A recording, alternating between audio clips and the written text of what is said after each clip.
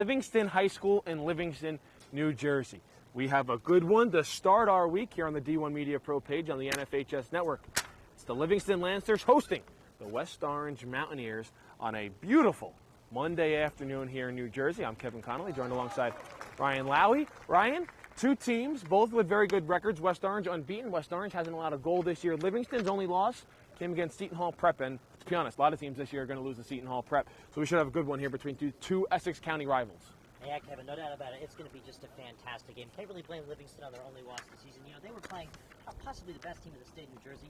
Went down to take down South Mowing all the way in Pennsylvania. They come back. They're playing York Academy next. It's a cruise for Seton Hall Prep left. Except for, of course, they're taking on the West Orange Mountaineers next week, Kevin. These are two teams that possibly gave Seton Hall Prep the hardest run for their money this year and last year. Because last year, you were there for it. You remember the West Orange victory. Rosu off the corner for the victory. This is going to be a good game. Absolutely. West Orange coming off of a hard-fought 1-0 victory over Montclair Kimberly Academy on Friday. They've picked up 4 wins this year, and they have yet to allow a goal. That's big thanks to their keeper, Justin Scavala, and to their defenseman, Ari Rosu.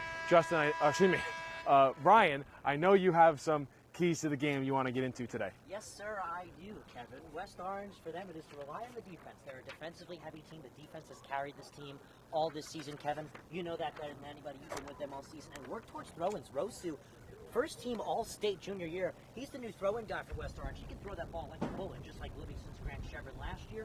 And then on the Livingston side to take down West Orange Day, to keep Rosu on the defensive side. We know Rosu on the attack is powerful. He scored the game-winning goal in OT against Seton Hall Prep last year, but they only lost the season. So that's definitely key for them. And then the last and not least key of the game is utilize the speed of their fullbacks. Chris Malhotra, Aaron Hesevitz, the two fullbacks, two dominant fullbacks for Livingston. Livingston is a very defensively heavy team. Same thing with West Orange. It's going to be a defensive battle right here at Jacobson Field, Kevin. And Ryan, as you mentioned, Ari Rosu, he scored the game winner on Friday against MKA. His penalty kick with 7.5 minutes to go in the first half ended up being the difference maker in that game. But Ryan, also want to let everyone know at home, there's 2 Rosus on the field today for West Orange. Ari at number 4, the senior, and then his brother Arthur is wearing number 5, the sophomore. West Orange is in all white. Livingston is in all green. West Orange scoring from left to right on your screen in this first half. Livingston from right to left. Bit of a breeze here in Livingston, but other than that, it's a picture-perfect Monday afternoon. Temperatures in the high 70s. Sun shining here at the Jake. And we're just waiting for the okay from all 3 officials. They were just making sure the net was properly mounted on the far side in front of Logan Paredes' cage. And away we go here in this Essex County matchup, a rematch of last year's state semifinal when Livingston took down West Orange in penalty kicks, and one of the best high school soccer games you'll ever see. Yeah, no doubt about it, Kevin. That's on the on-demand function on the D1 Media page on the NFHS right now as we speak, so you might want to go give that one a look right after this great game completes. We do know both these teams have lost their senior starting goalkeepers who are all conference, Benjamin Pollock, and of course we do all remember Nikolai Matthews. So these are 2 very strong defensive and goalkeeping teams last year and this year. Yeah, and as I mentioned for West Orange, Justin Scavala has filled in perfectly for Matthews. Again, yet to allow a goal this year are the Mountaineers. And Ryan, you mentioned Paredes for Livingston. Yeah, Logan Paredes, 2 years, sophomore and junior year on the varsity roster. Got to work behind Elijah Elster, who is all-conference first team, then all-conference second team, debatably all-conference first team, Benjamin Pollock. So he's got a lot of experience ahead of him. And right now he's mentoring sophomore goalkeeper Jay Cons, who is a Parsippany Soccer Club prodigy. So a lot of strong goalkeeping in the Livingston program, Kevin. Same thing as West Orange, as we do know, picking up. Scavella is picking right up where Nikolai Matthews, who was just a phenomenal goalkeeper, was. Rosu was fouled. He has a free kick. He sends it all the way downfield, just near the 30-yard line. It'll be punched back towards midfield, where Santi Oricio will try and play up ahead. He'll get poked aside, but Rosu comes flying in to play it again out at midfield. Tyrese Folks gets his first touch of the game. Drops it off for Nathan Meaner as he gets sent up the near side, and that'll cross the sideline out of play, and Rosu will come over to throw in for West Orange. Rosu got the bullet arm, Kevin. We're going to see that for the first time, and the bullet foot. he really has been just an experienced varsity player for West Orange. Just a phenomenal soccer player. Likely getting some college offers sooner than later. Two-sport athlete, too. If you stay with us, see all the West Orange games here on D1 Media Pro, you would have seen last winter Ari Rosu dominating on the wrestling mat as well. Ryan, I know you did a lot of those games for us. Yeah, I did a couple wrestling matches, Rosu pinfall victory, and most of them that I saw. Rosu just a phenomenal athlete. His brother will follow suit. 6'1", super fast, legs of steel, some of them say. Rosu's quite the athlete. West Orange very lucky to have him. I wonder what they're going to do without him next year. His brother might be filling in his defensive spot next year. Ryan, a bit of a feeling out period between both of these teams early in this game. No real true attacks for either side, as Livingston will play it back. Giving chase on the far side is Chris Malhotra. And Ryan, I know you have a nickname for him. Mr. Speed. Quite the fast athlete he is. Superstar track runner at Livingston for Coach Petrina. And when he's on the soccer field for Coach Rubinetti, he will run everybody down. Always thought of him as kind of like a sweeper type of fullback. Just a phenomenal athlete. So he's almost what you could say the fullback version of potentially Ari Rosu, to exclude Zach Feldman from the conversation, who is Livingston's center back, who's just a phenomenal athlete as well. So that's number 20 in green on the far side for this first half on defense. Mr. Speed, as Ryan likes to call him, as that ball comes out of bounds on the near side. The possession will go to West Orange, and Rosu will throw in. Just about 3 minutes gone in this first half. Want to give a reminder to everyone, though, tomorrow, under the lights, here at the Jacobs, our D1 Media Pro soccer game of the week, it's the West Orange Mountaineers and the Livingston Lancers on the girls' side. Another rematch from last year's girls' state semifinal, again in which Livingston won. Mountaineers are coming off of a 4-0 victory over the weekend against Mount St. Dominic. After a game prior to that, they picked up their first loss of the year against Glen Ridge, 1-0, and just an absolute stellar soccer game. So a rivalry renews once again tomorrow night right here on D1 Media Pro on the NFHS Network. West Orange and Livingston girls soccer. One thing I think you'll definitely notice real quickly in this game, both teams super defensively heavy, super controlled on the ball. Doug Nevins and Coach Rubinetti, the opposing coaches in today's game, head coaches, of course, both like to control the ball in the backfield and swing it around a lot, using both their center backs and fullbacks. So that's something we're going to see a lot. A control dominant game, Kevin. Richard Capocici wasn't able to come away with the ball. There's a cross to the far side, and it's sent out. Jeremy Green on the opposite end. A great ball there from the Lancers as West Orange will look to clear out of the zone. Folks is on it now. He'll drop back, and it's played up ahead to Meener. Folks giving chase. Near side, Lancers have it.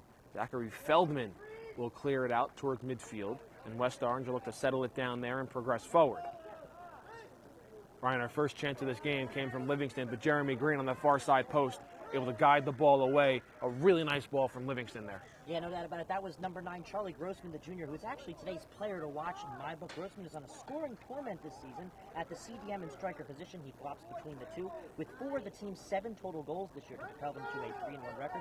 Grossman was also player of the game in last year's NJSIA sectional quarterfinal victory versus Union City, putting the first 2 goals in and almost having a SportsCenter top 10 worthy assist.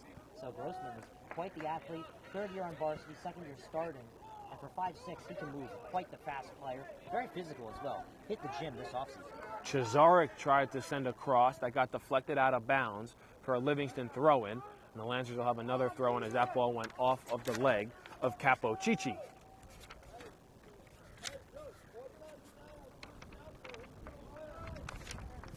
Mr. Speed, Ryan, as you call him, Malhotra will throw in right on that near side flag.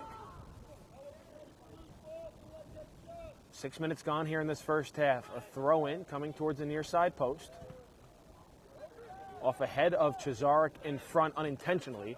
Malhotra will play back, and Livingston will look to progress forward once more. Kevin, one thing you notice, Livingston more comfortable with the ball on the outsides of the field. They like to cross that ball in. They like to utilize those wingers and those fullbacks. Very strong program.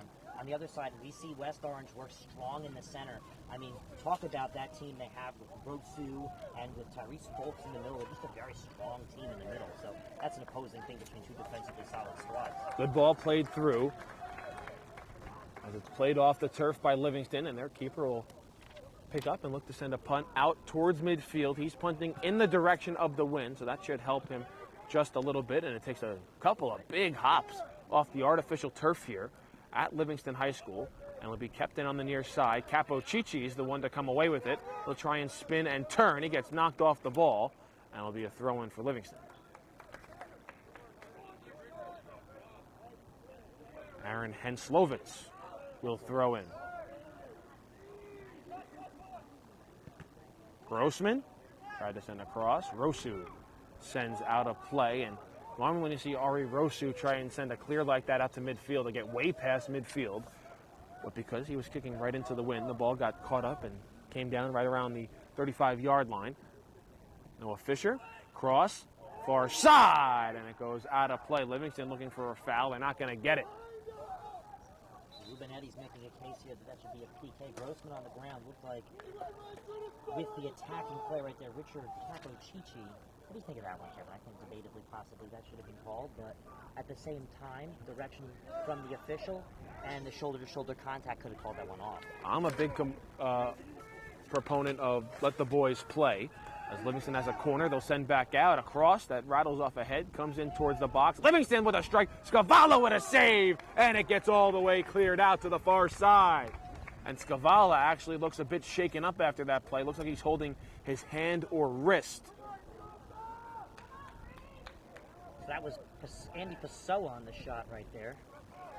And Scavala is still flexing at, looks like his left hand. Back behind the play after that big save to keep this game scoreless. West Orange now trying to respond on the offensive end. Good sliding challenge there by Livingston. They'll work up ahead. And Ryan, after that feeling out period for about the first 5 minutes, Livingston really has gone on the attack ever since. West Orange has yet to really have their first true offensive attack in this game. As that ball gets sent out of bounds on the far sideline, and it'll be a Livingston throw-in. Livingston trying to control this game, really set the pace. That's something they have not been doing too often this year that they've really been on top of.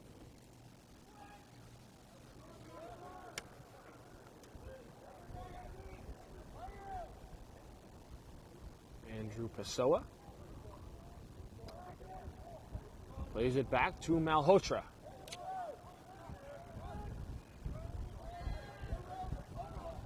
Chazarek taken away by Capocici. Menner, it was Menner at the middle of the field. He tried to send the ball through, gets sent back on goal, and played out to the near side. The next whistle, we'll have our first West Orange sub. Jared Charles set to check in. That ball, though, stays in play, and now it'll be sent out, and we'll have a whistle for a substitution, and here's the whistle. Jared Charles is coming on. It'll be Francisco Soca, who's going to come off for a quick breather for West Orange.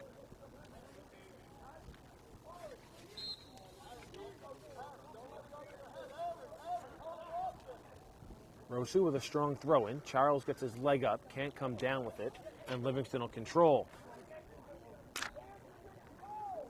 Chazarek near side. Good ball towards the far post. Scavala will play it off a bounce. No issues there with his hand or wrist that he was flexing out after his first save of the game. And he'll wait for his teammates to go downfield before he'll send a punt into the wind. And it's a high but short punt into the wind. A big hop off the turf out towards midfield. Well, Charles will play it there. And now he's able to send back towards the middle of the field.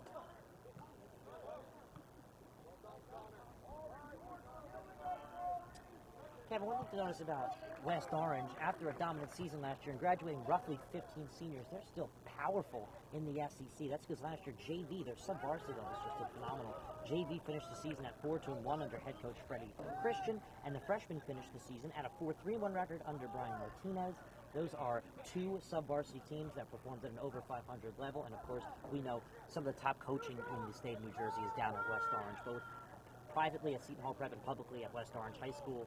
These kids are getting good coaching at sub-varsity levels and varsity levels. And we do know club soccer, a heavy and popular option for off-season school soccer down here in Essex County, really across the state of New Jersey. So West Orange being taken care of as a program in terms of future and current success. Super Essex Conference is loaded with good soccer programs, as that's going to be a whistle on Rosu, and it'll set up a free kick for Livingston just outside the 40-yard line, and they'll quickly look to play forward. Over 10 minutes gone here in this first half. Still no score. but a majority of the scoring chances coming from Livingston, as there's another that sails outside of the near side post.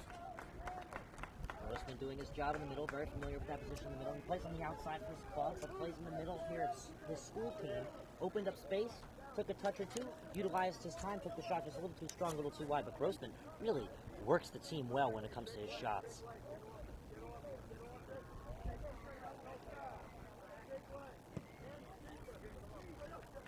So Skavala will send out to midfield. Livingston will play it there.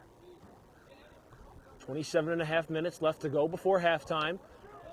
There's a race to the ball. Skavala coming all the way out, and Rosu will let him play it.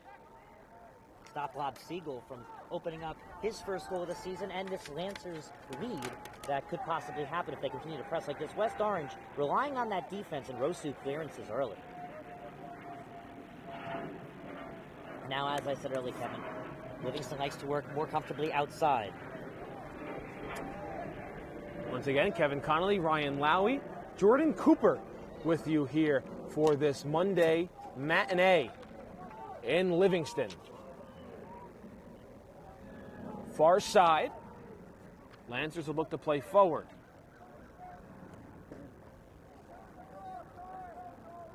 And Ryan, I talked about it a little bit on Friday on the broadcast. As that ball goes to the far side post, West Orange will shield the ball away from the attacking Seigel, and it'll set up a goal kick for them. I was talking about how Friday was really the first test for this West Orange team. They hadn't been in that many close games this year. Aside, well, you had a 3-0 win over Eastside, their big 1-0 victory over Montclair, and then another 1-0 win over Montclair Kimberly, and sprinkled in a decisive 5-0 win over James Caldwell. But Friday was different. Friday was a major test for this West Orange team. You're at home. You really didn't have that much going on offense. Your only goal came on a penalty kick. That was a real gritty win for this West Orange team. The pressure was there too, of course, Kevin. First home game of the season. And there was a big crowd at Lincoln Field for that home opener. Isn't there always, Kevin? Yeah. West Orange very into their athletics, as we know. That's why we're very happy to be able to cover them. But yeah, it was a very tough beginning of the season for West Orange. They were able to come up with the 1-0 victory. I mean, obviously pressure was on them all around. You know, football and the girls team just doing phenomenal this season. This is their first home game of the season. A lot of expectations. It's Rosu's senior year. Scavella, you know, taking over the starting job. A lot of expectations. Great coached program. And they're taking on this MKF team that every single year just seems to improve from a strong season the year prior. So it was a tough challenge for them, but you know, they were just able to rally a goal in and, you know, just hold on to that 1-0 lead. That, you know, they really play Pep Guardiola defensive style. They rally off of 1 or 2 goals, and they just get really defensive, which is something that both West Orange and Livingston will likely be doing if they put a goal in this game. Livingston, though, with the majority of the scoring chances, that ball sails over the cage of Skavala and will set up a goal kick. And a couple of substitutions. Soka will come back on, along with Grossman for Livingston.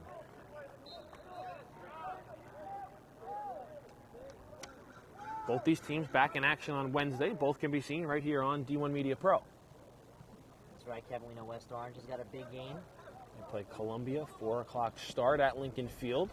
Livingston take on Newark Academy, 4 o'clock start right here at the main turf. I'll be there with Jacob Gorn. Plenty of soccer on both the boys and girls, and football on the D1 Media Pro and the NFL Network. It's what I like to call a loaded fall of action. We already told you about tomorrow night between these two teams, West Orange and Livingston on the girls' side, 7 o'clock.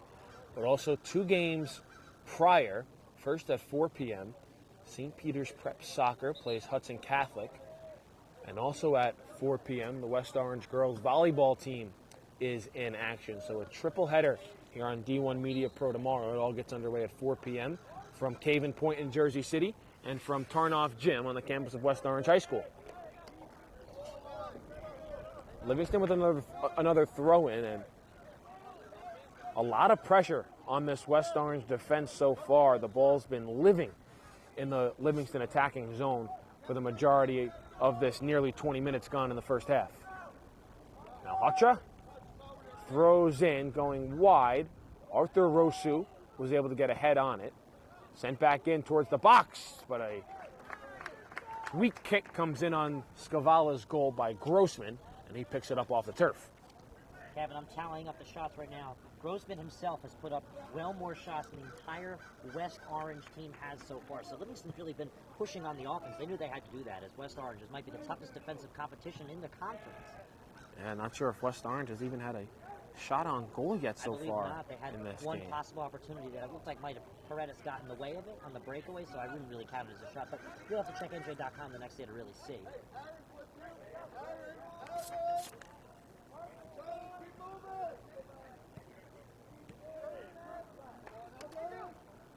Turnover there that West Orange will come away with.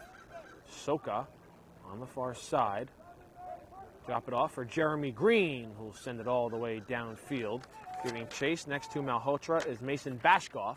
They'll battle for it on the far side. We'll see what the officials rule, and they'll rule a Livingston throw.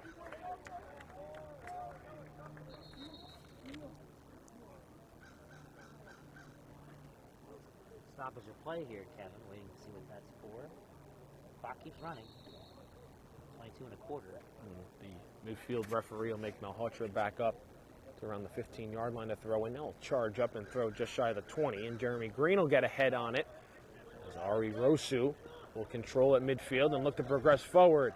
They'll send a ball that'll go way wide of the cage. Paredes will field, but a strong kick there from Rosu. Yeah, Rosu's foot just a weapon. His power, strength of feet is just scary. And also, he's strong with his hands, too. His throwing is very powerful. Maybe Coach Sakella wants to check on maybe making him a three-sport athlete, senior year playing baseball, possibly. I don't know. Maybe definitely in the spring. We'll have to see. What are you trying to say? He'd be a good pitcher? I'm trying to say that maybe he could possibly PO. Don't know how good his hand-eye coordination is with the possibility, there's a handball, but then it's a Livingston free kick. I'm not trying to say or anything how good his hand-eye coordination is, but I can tell you he's got a very strong throwing. Similar muscles to baseball pitching. Who knows? Maybe he could work his changeup in, throw 80 miles per hour. Who knows? Sky's the limit. Especially when you're 6'1" and extremely strong. Ryan showing us some part of his baseball knowledge. Maybe baseball scout could be in your future, Ryan. Baseball scout? I never know. Who knows? Capocici send out right into the West Orange bench for another Livingston throw-in. Again, the ball continues to live down on this left end of the field in the Livingston attacking zone. Justin Scavala has come up with a handful of big saves so far to keep this game scoreless as we approach the midway point of this first half.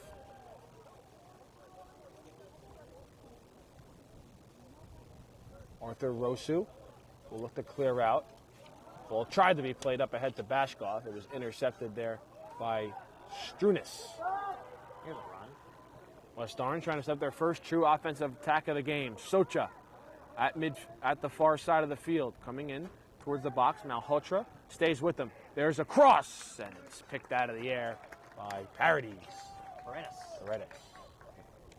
So, Kevin, as I was talking about earlier, excluding Seton Hall Prep from this conversation, I would just like to say there's one program at West Orange that might have dominated more at the sub-varsity level. That would have to, no doubt about it, be the Livingston Masters. They went 3-0-3, undefeated at the JV level. And then, Kevin, at the freshman level, there's something special for everyone. They outscored opponents 20-1 last year. That'll be a throw-in on the near side for Livingston. 19.5 left to go in this first half. Capocici will wait for the ball to come to him. Shield off the attacker. The ball crosses the line. That'll be a throw-in for West Orange. As the Mountaineers will make another substitution. Andrew Hinfey will come off. And Meaner comes back on. Well, Kevin, there's only one sport that debatably everybody loves more than soccer during the fall season. It's football, and we have some big West Orange and Livingston football right here for you on the D1 Media page on the NFHS Network. West Orange are hosting East Orange campus in a little hashtag Battle of the Oranges at 7 p.m. Friday night. Lights down at West Orange High School on their campus. I'll be there with Jacob Bourne and Jordan Cooper. That's going to be a fun one. Then on the other side, Livingston will be at Roxbury High School. That is on the NFHS Network, not produced by D1 Media Pro, but they'll be at Roxbury trying to bounce back from a tough loss to West Orange, 35-0, which you can catch that game on the on-demand function on the D1 Media page on the NFHS Network. The WHS Network, Kevin, the #1 live stream in the state and the nation. These two schools seeing a lot of each other over the past couple days. A football game, 2 soccer matches. Still scoreless here, 18 minutes left to go in the first half. Livingston with a patient offensive attack, trying to break down this West Orange defense. Haven't been able to do so as the Mountaineers will look to play out to the far side. Soka.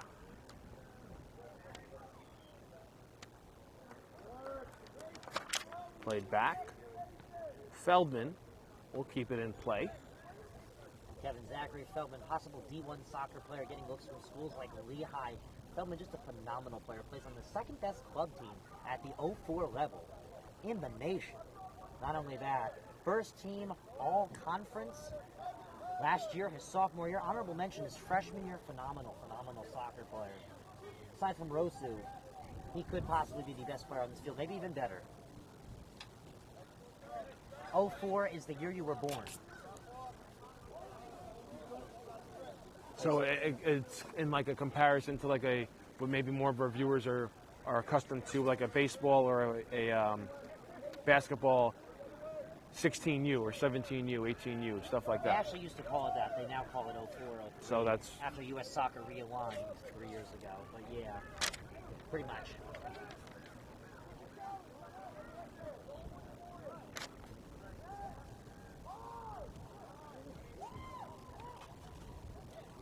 Livingston comes away with possession at midfield.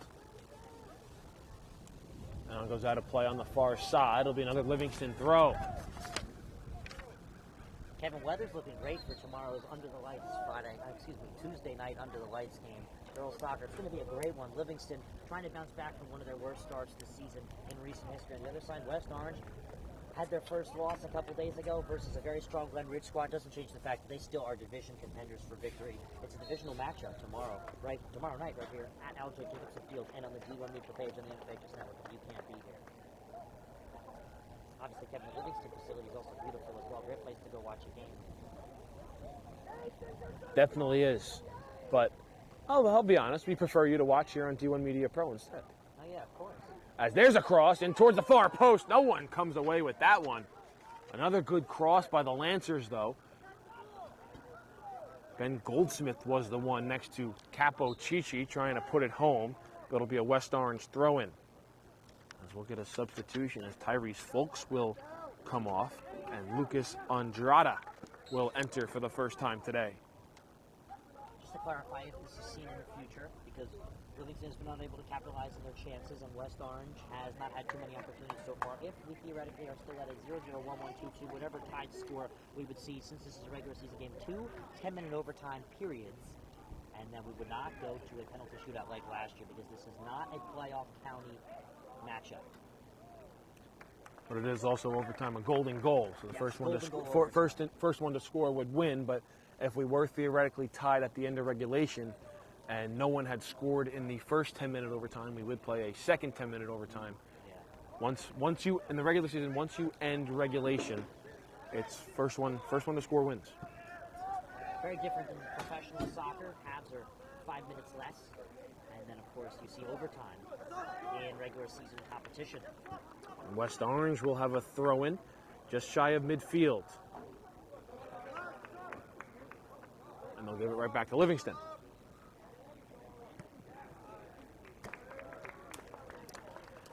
We'll do it again with less than 15 minutes left to go in this first half.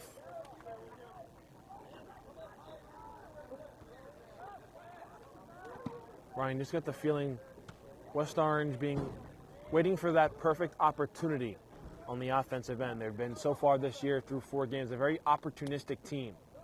Like you said, they're defense first side, and then once the opposition makes a mistake, they'll definitely pounce and take advantage.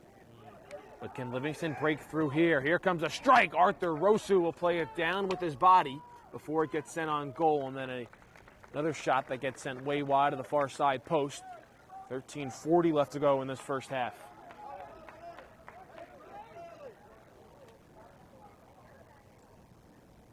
This upcoming goal kick right here, Kevin, just really displays the amount of time Livingston has spent in attacking 18 or putting the ball in with a cross or a shot from outside the 18. Livingston, very powerful so far offensively this game. For the first time this season, we've really seen them on the attack first against a team at or even possibly above their level. A couple of bodies hit the turf on the far side, but we continue to play on as West Orange will throw in. Jared Charles will do the honors at midfield. He'll step into it on the near side. Played down by his foot by Miner. Miner trying to keep it in play. Malhotra right alongside of him. Malhotra able to get a leg on that pass as Miner tries to turn the corner, gets shut down, sends the ball through on the ground, deflected off a West Orange body, and a battle for it on the far side. Livingston will control, and they'll send all the way out past midfield. Ari Rosu, though, will send right back in and hope for West Orange to play. Now, Kevin, these are two teams where you take a look at the level of play right here and how well both teams are playing on their sides of the field. West Orange, obviously, as we've said, very defensively and goalkeeping strong. Livingston even pushing up and attacking a defensively strong team. But both these teams don't really have much of a solid chance at winning their division. That's because this isn't just a public school division, Kevin. This is a mixed division. Seton Hall Prep, obviously, common foe of both of these teams, just absolutely screaming victory on their entire schedule. Toughest team they have left is West Orange, in which they took down Livingston, a team that's currently controlling on the attack, not 1 but 2-0 at home, and that game will be at the Kelly Athletic Complex, Kevin. So these two teams both need to catch up to Seton Hall Prep, and it's just going to be quite the difficult one if they want to win this division. So a lot of soccer left to be played here in this 2021 season, only about 2 weeks in. A free kick for Livingston coming. They'll address the ball. It'll curve in towards the box. Played off the head of Arthur Rosu. Sent back out. Andrada gets a foot on it, chips it out. West Orange looking for a handball. They don't get the whistle as that ball's played in, and Ari Rosu is there to play off his head. Way up in the air on the near side.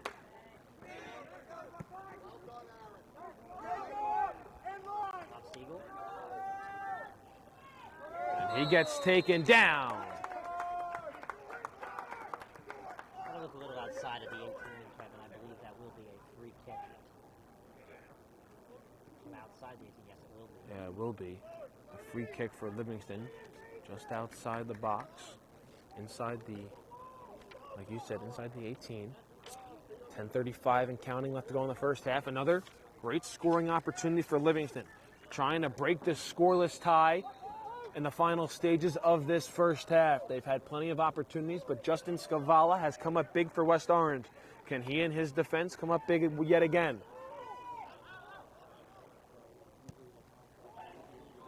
Rosu gets a head on it, but a corner for Livingston on the far side flag. And Ryan, I don't know about you, but if Rosu didn't get a head on it, that ball looked like it was going to sail out of play. So another chance for Livingston here to capitalize. Yeah, we're 3/4 at this point through the first half, and Livingston just screaming all attack. But they just haven't been able to put the ball in the net. They're a 1 to 2 goal team, sit back on defense type of program. More of a defensive 4-4-2 formation. And they're really relying on those big finishes.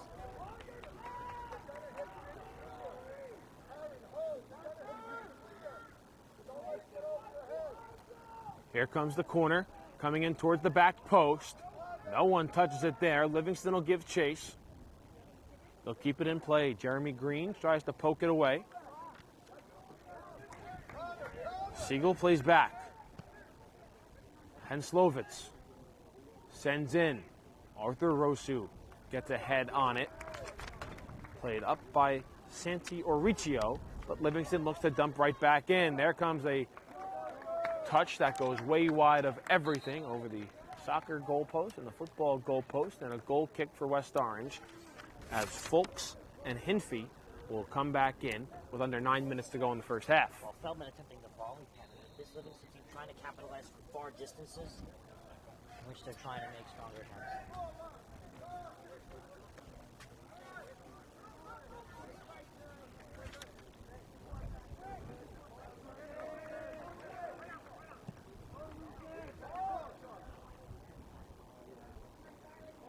Livingston controls once again.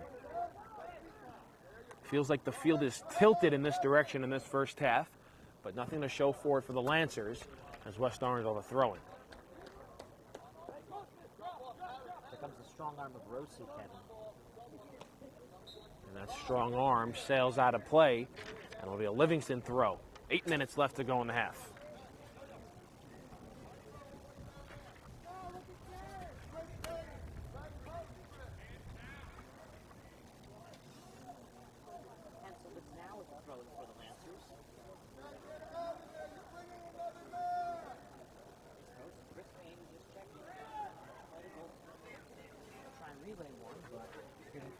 Is Scavella, and it is a goal kick for West Orange. 7.5 left to play. More substitutions coming on. Cesarek will check back in for Livingston, as Goldsmith will get a breather. Rosu sends up ahead.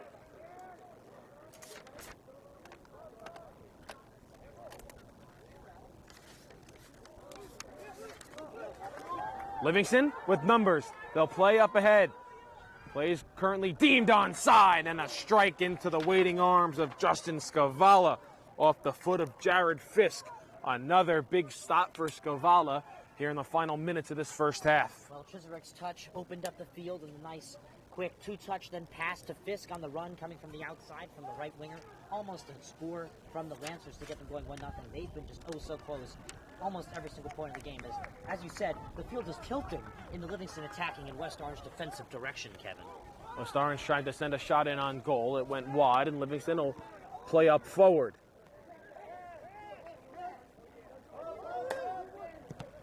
Rosu gets his passing attempt blocked down, and a whistle. And that's going to stop the clock. And Grossman is down.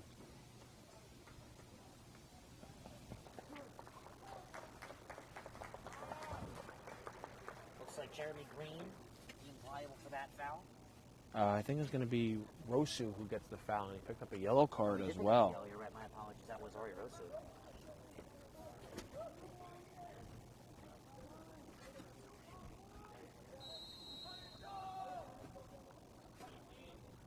Livingston free kick.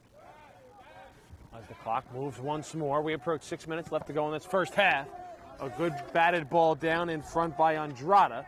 Livingston the first one to it as a whistle, and it will be an advantage for the Lancers. And they'll have a free kick right around the 40-yard line. Can Livingston strike before halftime?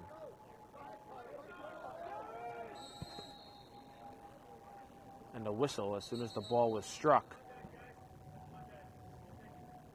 And I think that was an inadvertent whistle. So we'll do the free kick once more. I believe the official team's responsibility for that one, Kevin.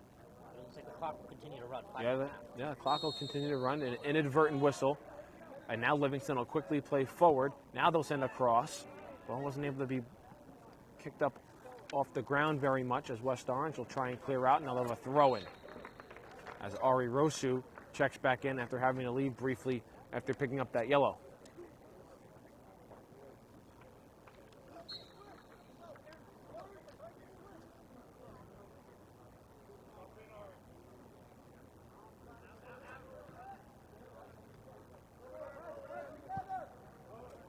All the way downfield, Arthur Rosu shielding his eyes from the sun setting.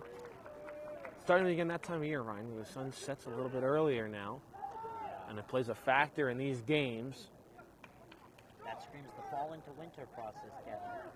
Walk out of school. But if it's a factor now with 4.5 to go in the first half, it'll be Livingston's problem for a majority of the second half when the two teams flip sides. But we'll see if they can try and be protecting a 1-0 lead as they'll play a ball through. Rosu with a sliding tackle. Livingston calling for a handball in the box. They're not going to get it. And Rosu sends out.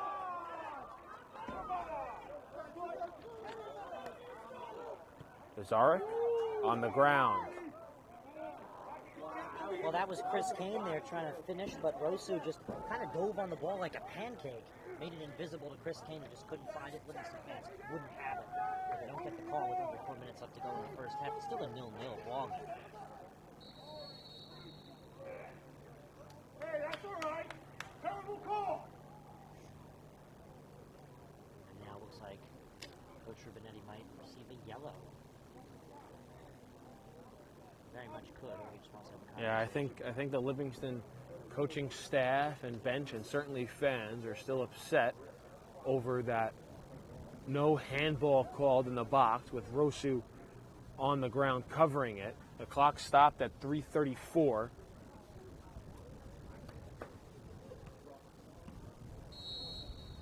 Kevin Rosu, dangerous play territory right there. Also at the same time might have put his hand on the ball as well.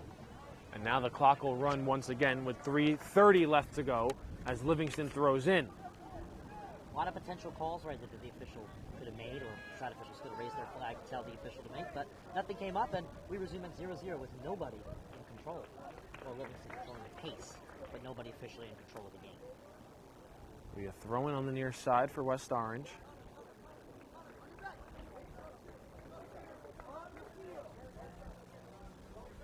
Rosu charges up, throws in. Andrada gets a foot on it, but it'll go out of play, and Livingston will throw right back in.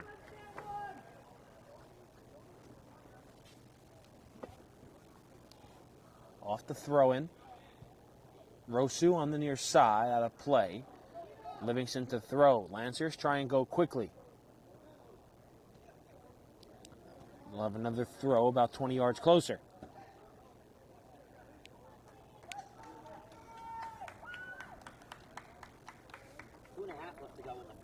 Kevin. We're still scoreless, and a game predominantly in Livingston's hands.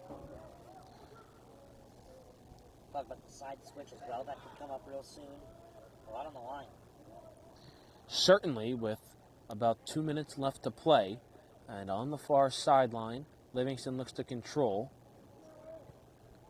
They'll try and chip in down the other end. And again, a lot of possession and attacking time for the Lancers, but nothing to show for it yet. Fisher oversteps a little bit. It'll be a goal kick for West Orange when there are 2 minutes left to play. Looks like that's Fisher, who's a little bit slow to get up. Now he gets up to his feet and he'll jog back down towards midfield. First half soccer. Livingston, as you said, really possibly going to have a problem next half defensively, looking into that sun setting down. If they can at least put one goal in, maybe work off of that, that'll be very helpful. Grossman takes a very nice touch to make that possibly happen right here. Livingston tries to go 1-on-3. Jeremy Green blocks the shot before it comes in on goal. Played up ahead to the near side. Capocici there on defense. He'll battle for it. He'll try and send out to the near side. He's able to play it to Rosu, who sends out Folks coming in. He can't get ahead on it as we approach 1 minute left to play in this first half. Still scoreless between these two rivals. Ball's played up ahead, off the head of Capocici, and Livingston will have a throw-in. 55 seconds to go in the half. And Livingston now will take their time.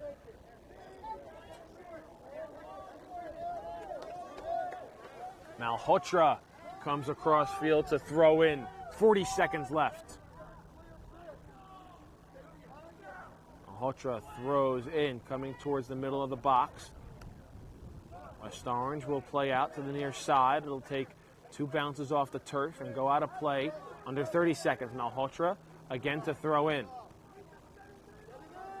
Played down by Livingston. There's a cross. Backside post. It was Charles on the first clear. Now the ball gets sent past midfield with under 10 seconds left. Folks is on it. Andrada plays up ahead.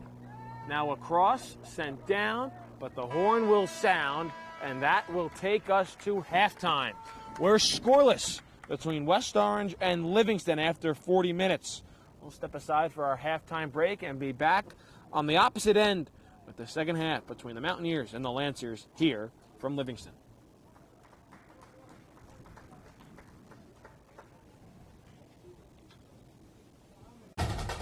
It's hard to get to everything we have going on here. I mean, this high school has so much. And now you're offering the ability to watch those events without having to travel there.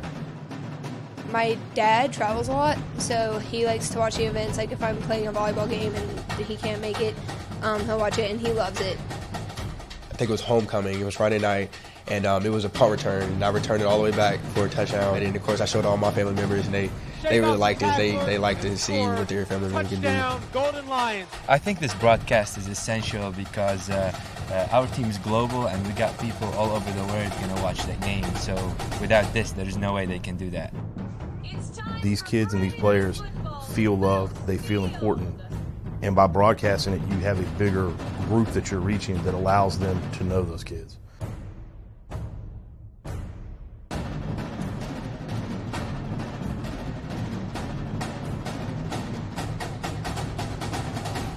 Are you interested in pursuing a career in sports marketing or creating impactful sports content? You can get experience in high school by being a part of the RISE program powered by Ortho Carolina. It will give you a head start on an exciting career. The RISE program exposes students to industry professionals and gives them real-world experience by creating content and marketing the teams at their own high school. To find out how you can be a part of RISE, email us at contact@readinessandsportseducation.org.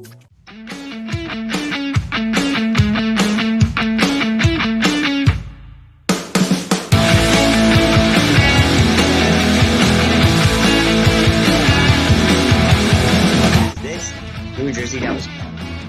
I can't see it. Blacked out. It's blurred. Well, it's supposed to be blurry.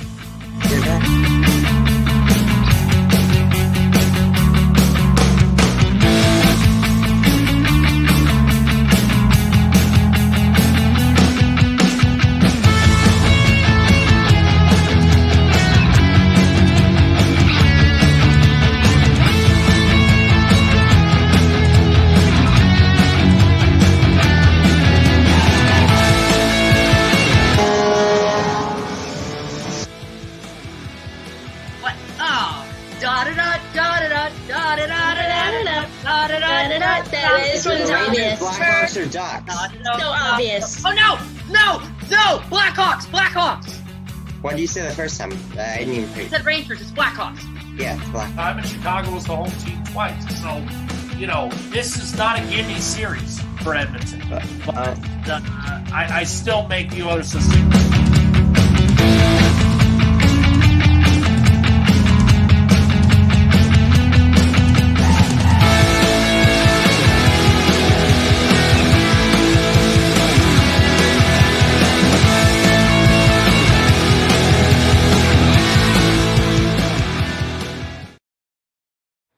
This is Adam, take 2. Mark?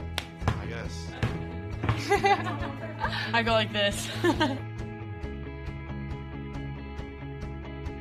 The best part about playing football in Texas has to be the reaction from the community. I want to encourage others to play volleyball or choir because you get to experience new things and do stuff that you've never done before. My reason why is passion. My reason why is pride.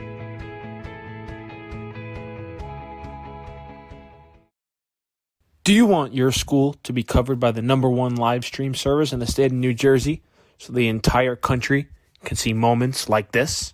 We play once again. Free kick coming for the Mountaineers. Short shot on goal. On post. And West Orange gets the goal. And they win. They take down the #2 ranked Seton Hall Pirates. Bullock takes the snap. He's going to take it himself. Barreling towards the goal line, and he's in.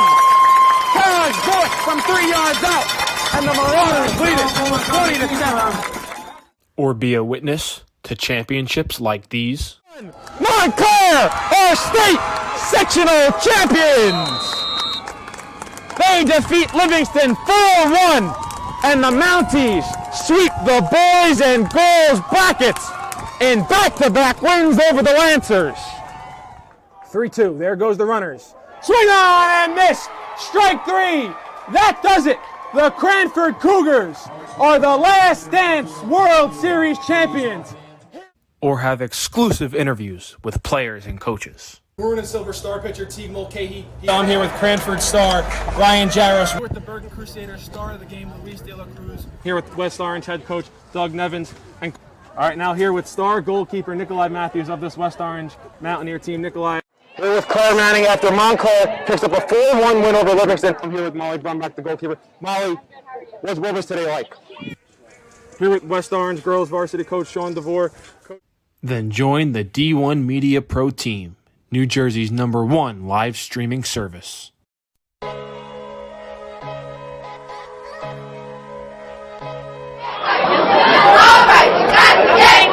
Hey, on the scene.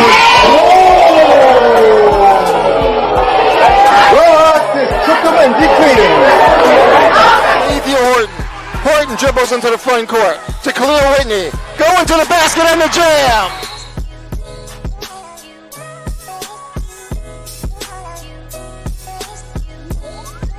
Conversation with them because they are getting resources from the city. They are getting resources, and they're arguing with us about the timeliness of those resources.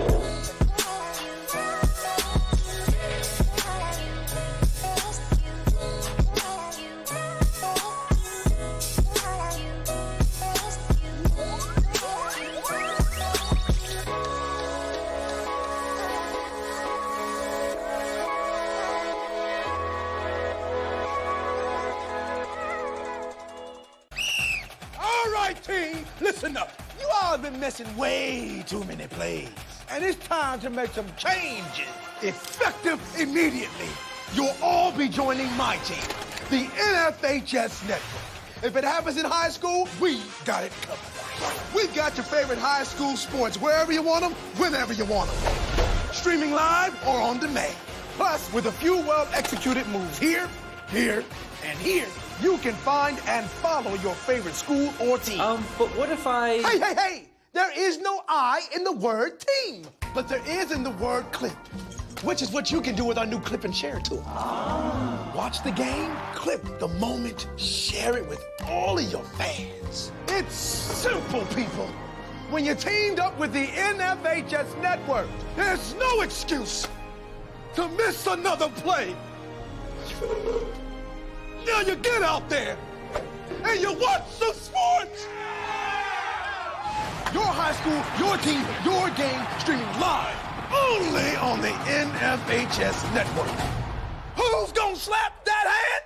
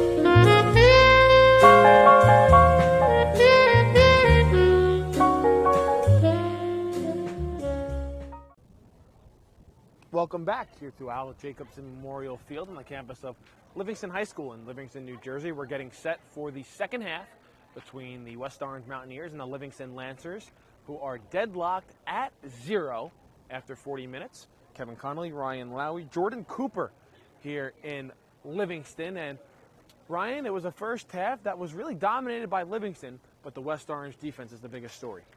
Yeah, Kevin, we really saw Livingston control the ball much better than Livingston. They really pushed the ball up the field way more. But now, the tides are turning. We're switching sides of the field. West Orange getting a nice talk from Coach Nevins about attack. And at the same time, Livingston going to be staring right in the sun as it comes down here at roughly 5 p.m. on this Monday afternoon. 0-0. Got to say the two most important players for West Orange in that first half. Number one, you got to go with the man between the pipes and their goalkeeper, Justin Scavala.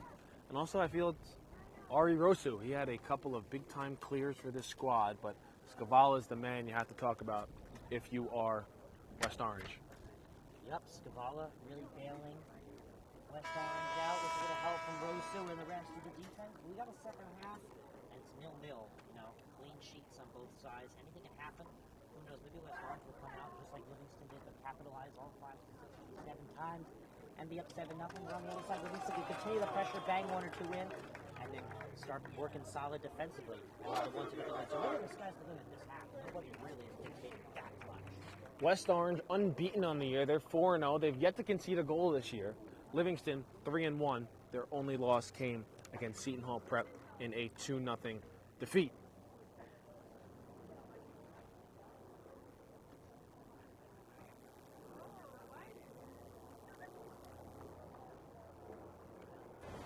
So if you're just joining us, we're getting set for the second half. West Orange is in all white. Livingston is in all green.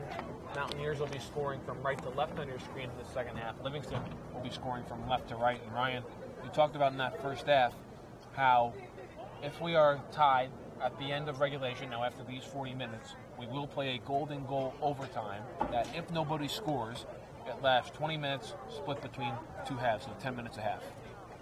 That's right, Kevin. That's very much likely a possibility in terms of pressure and control this entire game. If Livingston or West Orange can't capitalize as the tables have turned, it will be a tie ball game, which is something we really don't want to see, especially if you're Livingston, because you've really controlled this first half here at home.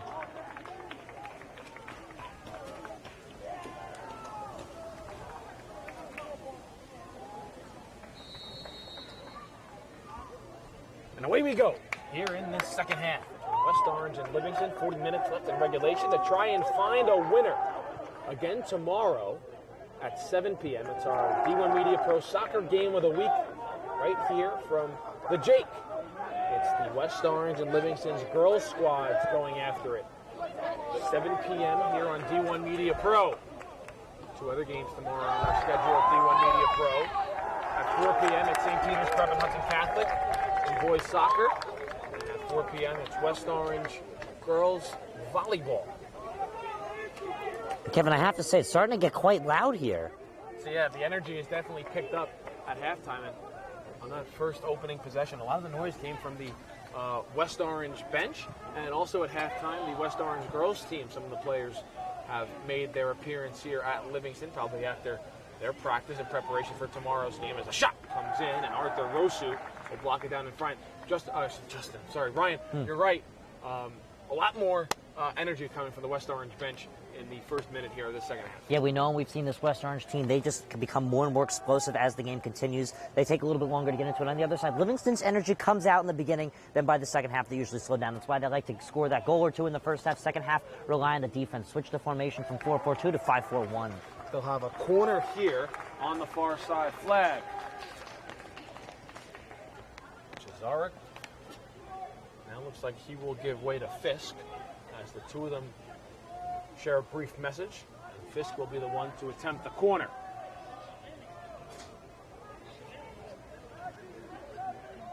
Remember, Charlie Grossman wearing number 9. 4 of his 7 goals scored this year. It's likely this could be one for him. Here we go with the Livingston corner. Curving in towards goal, off ahead, off a deflection, off the top post and in! Cesaric breaks our scoreless tie off a corner. Rattled off a handful of bodies, and he's able to put his foot into the back of the net. The first goal conceded by West Orange this year, and Livingston is fired up after that one. Well, Kevin, Livingston was attacking all first half. We were waiting for it, and then we see it. And West Orange can no longer keep the shutout streak going. They now got to come back for the first time this season, so we'll see. This is going to be a new look for them. They've never really had to come back from anything. They've never had to play from behind in a game this year. They have 37:58 left on the clock to try and find the equalizer. Lucas Cesaric off his right foot. 2 minutes into this second half, off a corner.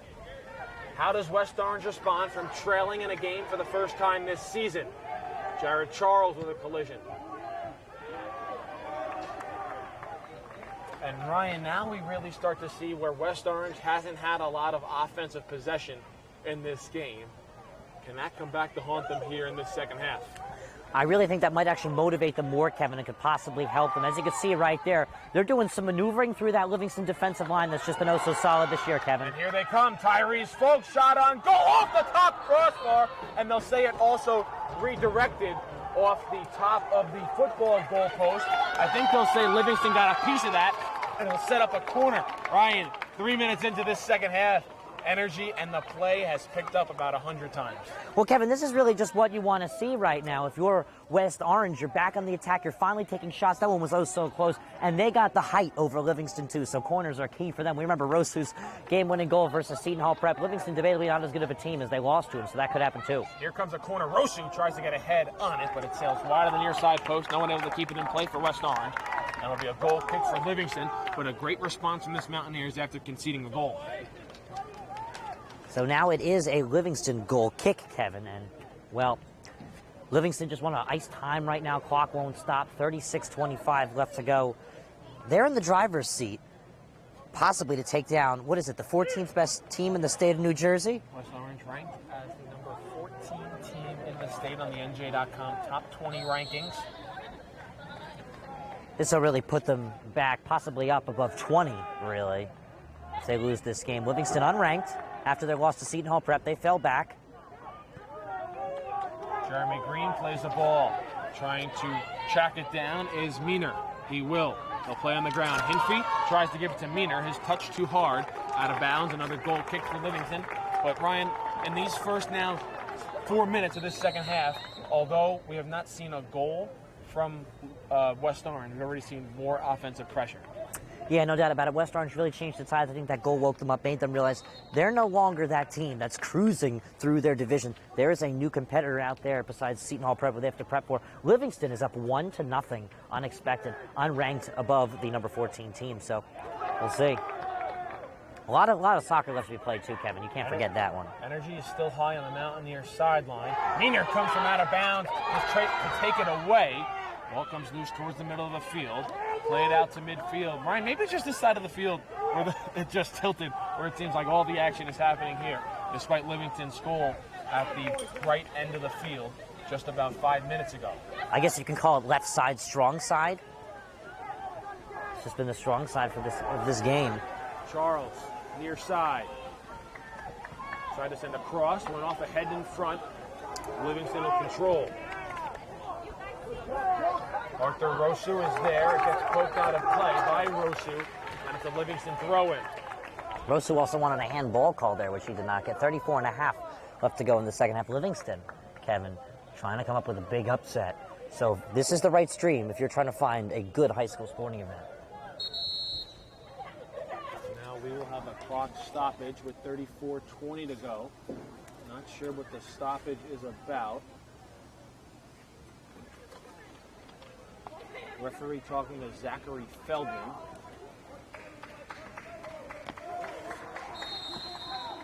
And whatever the stoppage was for,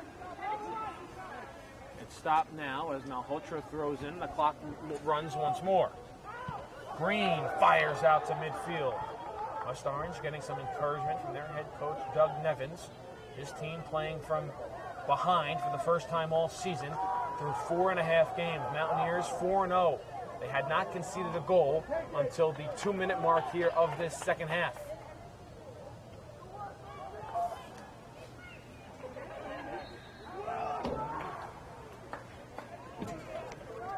Slow to get to his feet on the far side. Looks like that was Jared Fisk, who's walking a bit gingerly, coming out to midfield.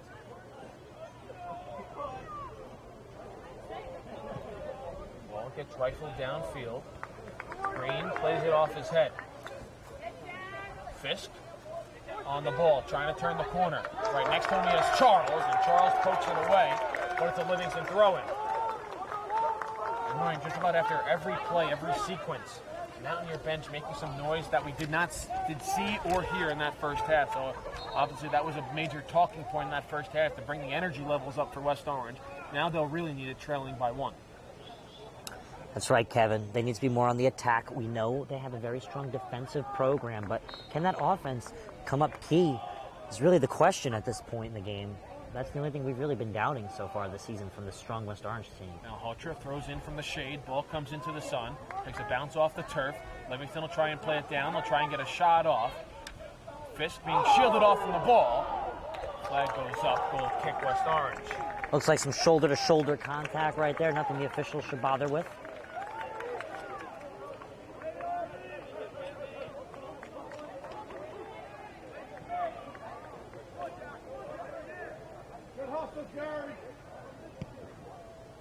Rosu's kick with the wind in his favor comes out past midfield.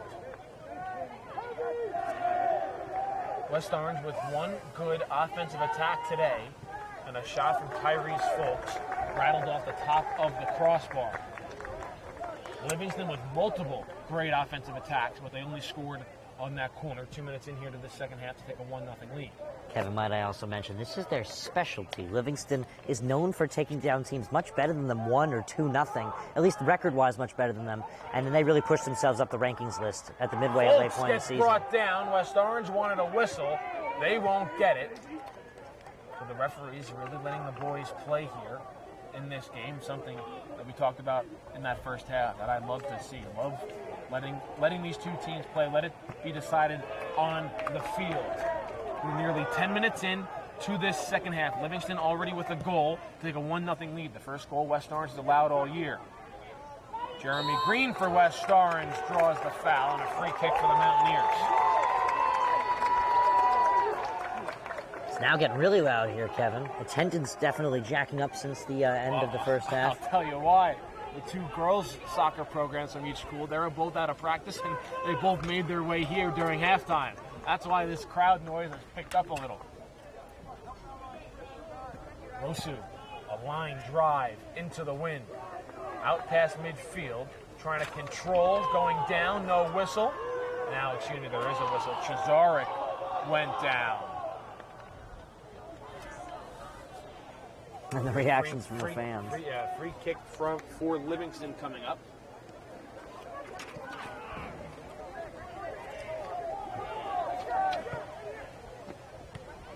Lances will play near side, out of play. West Orange throwing.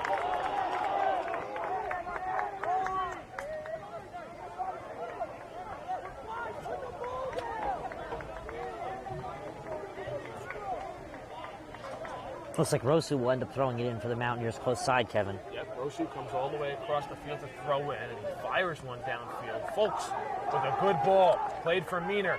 Meaner tries to make a move. Now Hotra sends it out, and Livingston controls.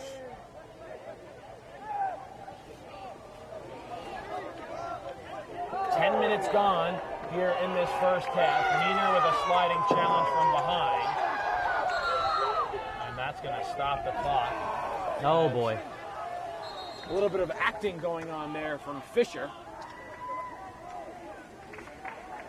Now the referee going to have a chat with Fisher, who is certainly selling that call down on the ground with 29:43 left to go in the second half. Slide tackle from behind. Got a little frustrated with the pace of play there that West Orange is coming up to. West Orange always known as a more physical school at all sports levels over Livingston. Livingston usually more tactical. It's exactly what we've seen in this game, Kevin. So a free kick for Livingston.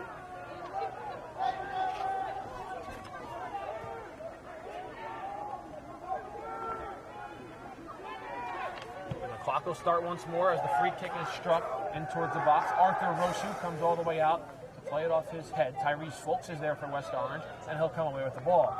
He'll play out to the far side. Capo Chichi plays up ahead. Bashkoff is there. Bashkoff controls. Bashoff gets it poked away. Livingston back in possession. A touch on the far side. Trying to turn the corner are the Lancers. They're up ahead.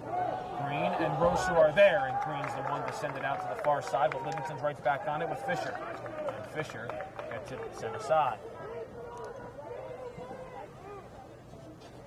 And it looks like Coach Nevins is very frustrated.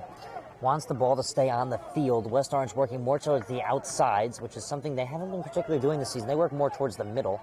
Livingston vice versa. Livingston able to keep that ball in play right along the far sideline. They'll send back towards midfield.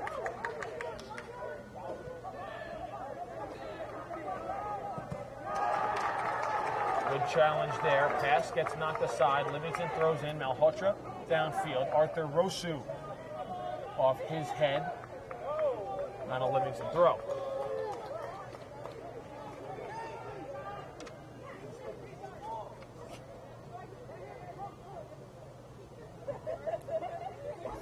And Ryan, anytime a team gets a lead in the second half, that team is always awarded a free kick or a corner or a throw-in. Never in a hurry.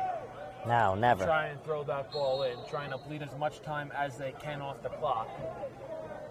And Livingston here has bled about a minute already off this clock as they still get to throw in. Malhotra now throws in, coming towards the back post, and it's played up and over the goal post, and it'll be a Livingston corner. And again, the Lancers in no hurry to go and address that ball at the corner, as slowly walking over now with a light jog is Fisk.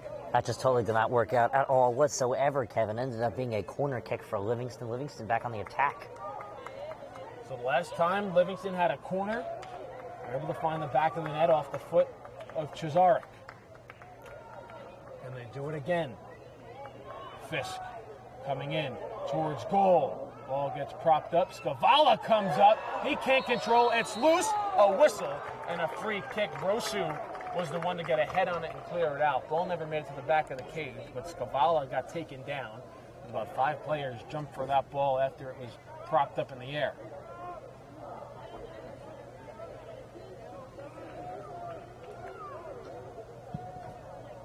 Rosu with a little line drive boot there, Kevin. We really see the strength of his foot possibly going to be needed up top at this point in the game. But Livingston again regains possession. West Orange all trying to play on the near side. Meaner up ahead, a sliding tackle to set up a West Orange throw. It comes in. Folks will play it to Charles. Another West Orange throw.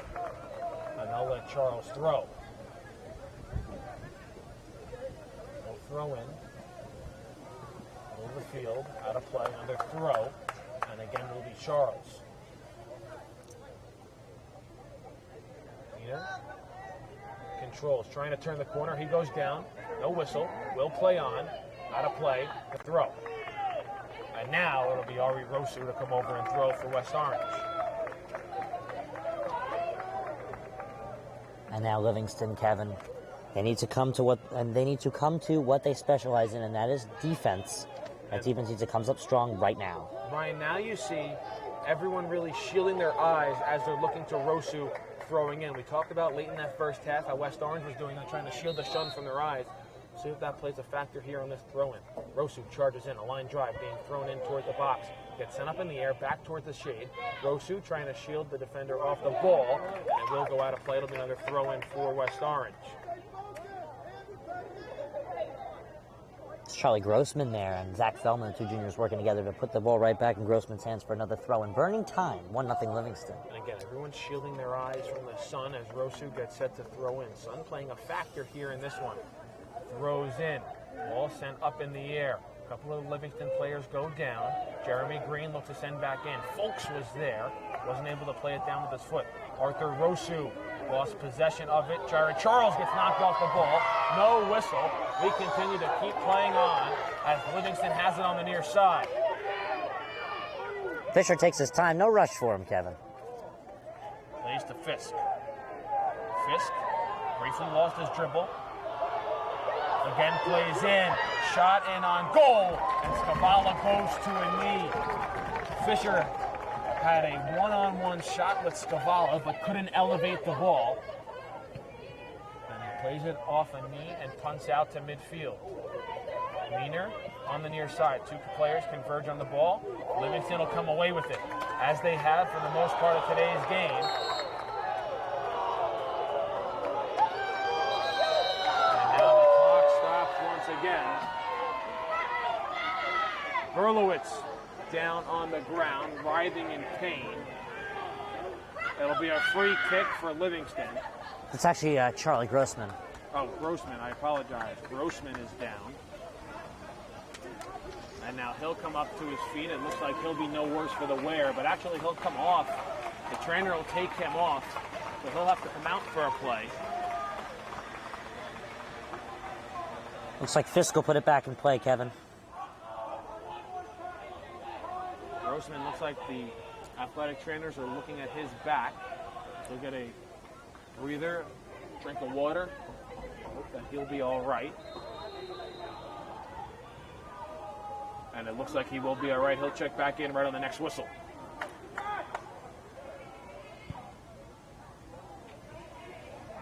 Near side, cross on the ground behind everybody and cleared out by West Orange.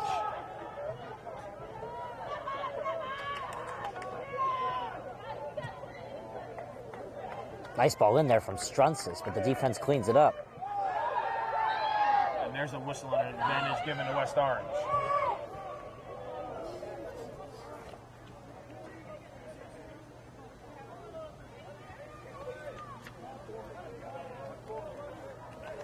Kevin, 23.5. Livingston, again, they take on Newark Academy on Wednesday. I'll be there with Jacob Gore and Jordan Cooper. Excited for that one. But West Orange might be the toughest competition they see for the week until they take on Westfield, the Dub Field, on Saturday. That should be a fun one as well. Saturday at 11 right here at the Jake. So Livingston, a lot of home games coming up. They can pull this one off. They might be able to pull every win left on their schedule.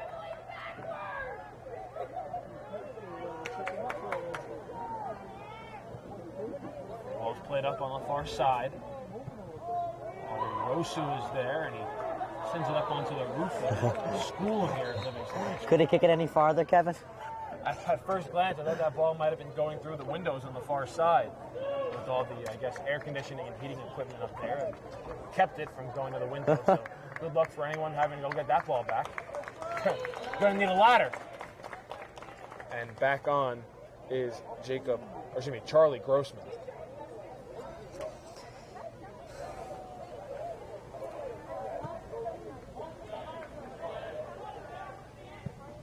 Big hop off the turf, out of play. West Orange to throw in.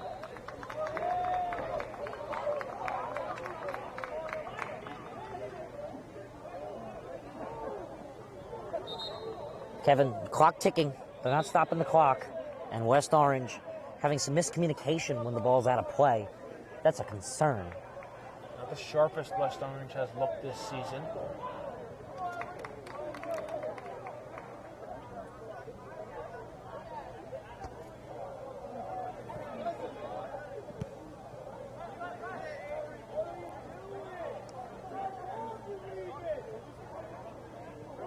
They'll now have their own throw-in. Looks like Coach Rose is a little frustrated. Coach Nevins, my apologies, a little frustrated with Rosu's decision there. Turn the ball over. Livingston now control. Fisk looking against Charles. Gets it poked away. Tyrese Fultz trying to track it down, and he cannot. It's played on the near side by Feldman out of play. West Orange will hurry with a throw. Talk about all-state defense right there, Kevin. Feldman just cleaned that one up perfectly. Perfectly timed slide tackle. Ashkoff gets hit from behind, and a free kick is coming. The clock will stop. Ryan, I think this might be a card as well. I don't think you're definitely wrong about that one, Kevin. I do think Pessoa will receive a card, the junior. Does look like it's going to be a card as the clock is stopped, and it is a yellow card. So now, by NJSIAA rule, Pessoa will have to trot off and be replaced by Goldsmith. So it'll be a free kick for West Orange. And now, Ryan, we talked about how the sun has been playing a factor in this game. Wonder if it'll come into most effect here with the ball in the sun going straight into it. Does the Livingston defense have to look? Oh, yeah, Kevin, this could be a game killer right here. Need to shade the eyes, especially Paredes. A lot of pressure on him right now. We'll see how Livingston reacts. Here we go. Jeremy Green will be the one to address the free kick. He'll send in towards goal, and it'll be punched out. West Orange right back on it. And it's sent out to the far side. Chase for the ball. It has some backspin on it. And Livingston will be content to send out on the sideline for a West Orange throw-in. Kevin, we're at the halfway point of the second half.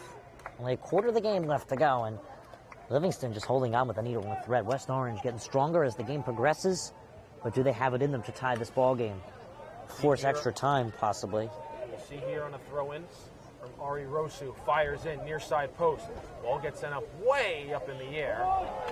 And a push on Rosu will give the ball back to Livingston.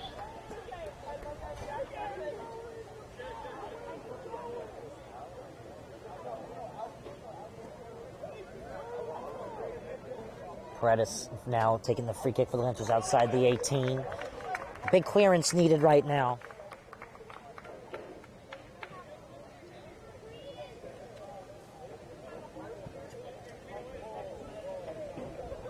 More than halfway gone with this second half. Livingston's goal 2 minutes into these final 40 minutes still is the difference.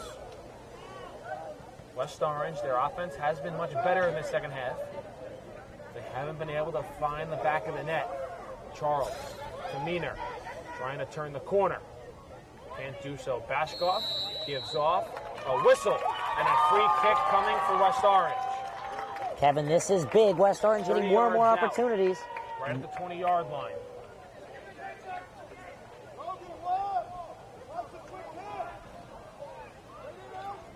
And it'll be Ari Rosu. He had one from about 65 yards out to give West Orange a lead against Montclair, one that they did not give up, and won 1-0. Wow. He also had a game-winning goal against MKA Friday on a penalty kick. Can he tie it up here on a free kick?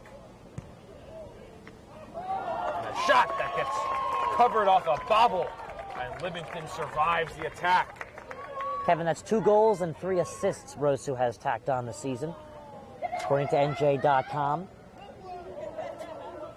So Rosu, no stranger to putting balls in the back of the net or assisting his players in doing so. Really is a team leader.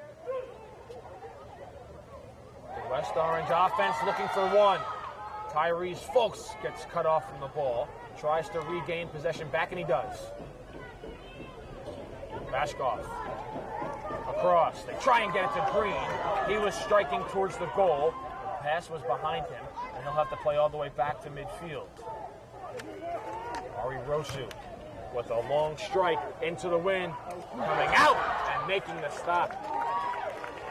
Logan Paredes.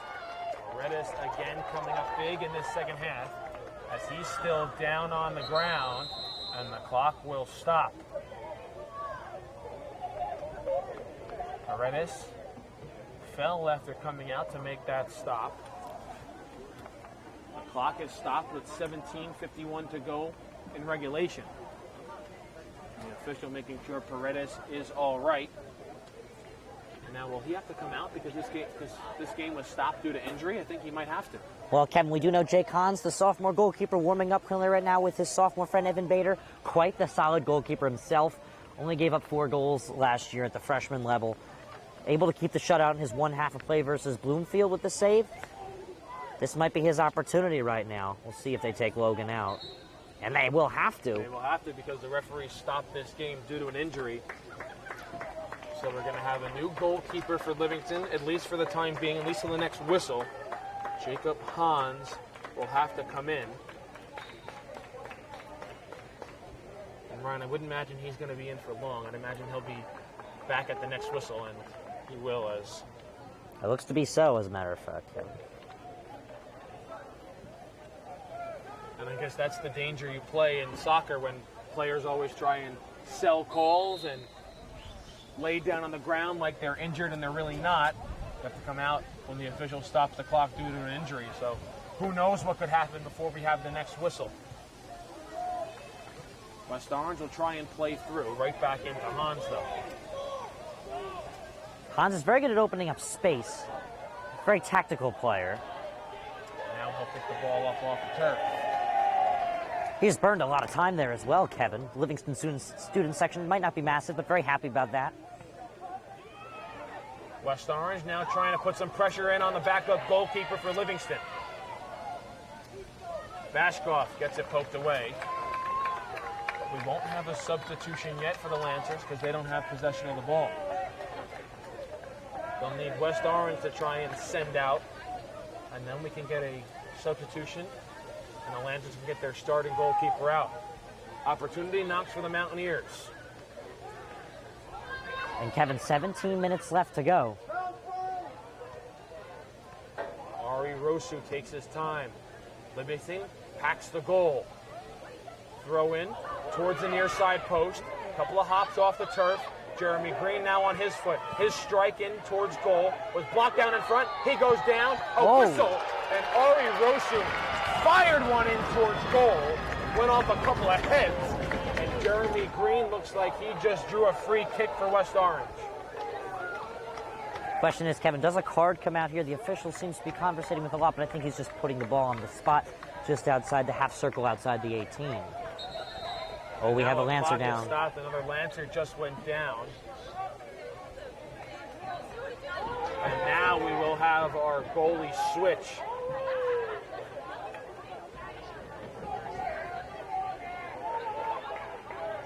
It's kind of hard to see from this angle who exactly that is, Kevin. Yeah, it is.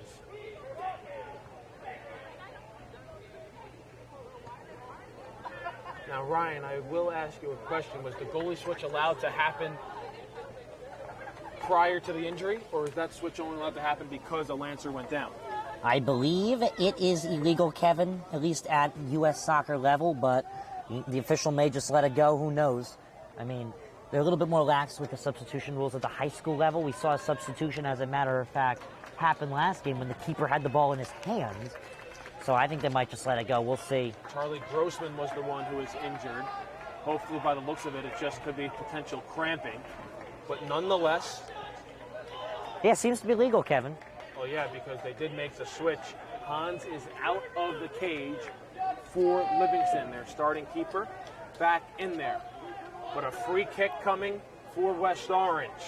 Jeremy Green on it. 16-17 left to go in the half. Green addresses the ball in towards goal, and it goes wide. It was deflected, and a corner for West Orange. Livingston is really liking this, Kevin. Might be picking it up through the camera or the mics, but both student sections are close to it. They might not be big, but they're loud and they're vocal because it is a very good soccer game here at the Jake this Monday afternoon, turning to evening.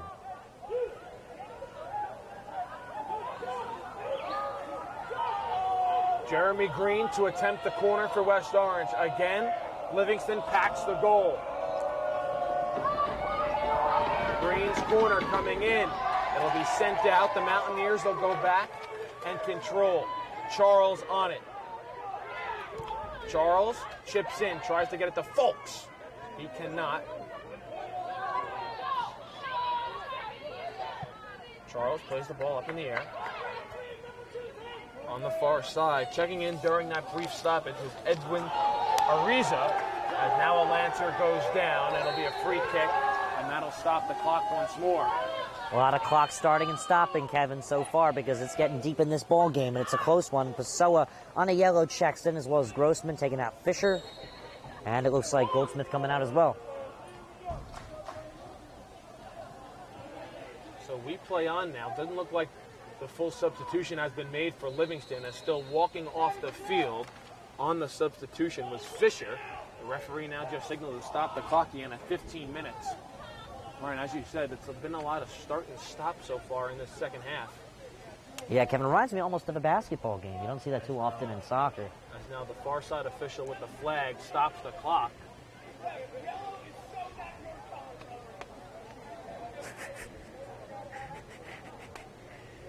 And Coach Rubeneggi will now have a word with the head official. Coach Nevins wants to get involved as well. Coach Gill will also get involved.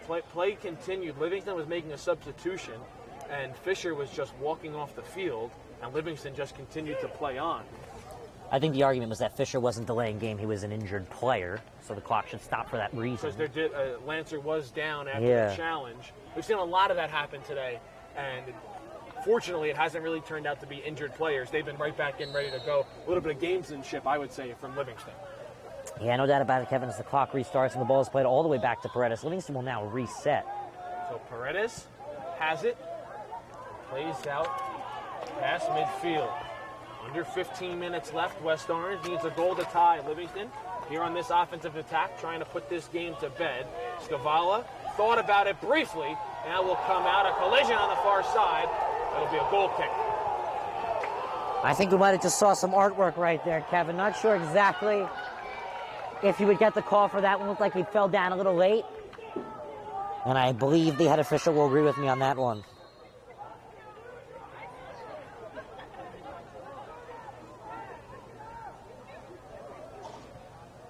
We approach now 14 minutes remaining. A goal kick for West Orange. They need a goal to tie and avoid their first defeat of the season.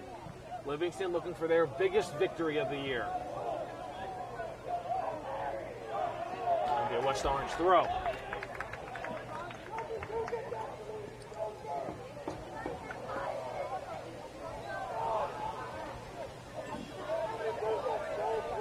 Rosu showing off the powerful arm, Kevin. I think that might be the key for West Orange to get on top of things at this moment. Livingston, though, continue to try to bleed clock. 13 and a half now remaining.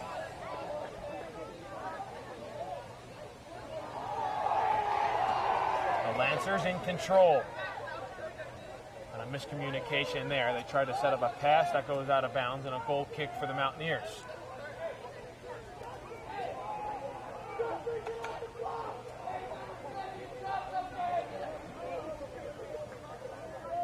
Kevin, that clock is ticking a little too quickly for West Orange. They're not producing the amount of chances that they have in the first half at this current moment. They did it earlier, so they got to really turn it on. If you're West Orange, the clock's moving too fast. And if you're Livingston, that clock isn't moving fast enough. Under 13 minutes now remaining here in regulation. West Orange has had their chances to try and find the back of the net so far in the second half. They haven't been able to do so. A goal 2 minutes in to the second half is the difference right now. That ball came off the foot of Lucas Cesarek for Livingston. Can that goal go the distance for the Lancers? Out of bounds, near side. No, Grossman and Nevins will share a word. Nevins believes he had the right to catch that one. Grossman believes he had the right to take a touch on that ball out of bounds. Nonetheless, Rosa with another throw-in, using the arms a lot today. Folks on the near side, another throw-in.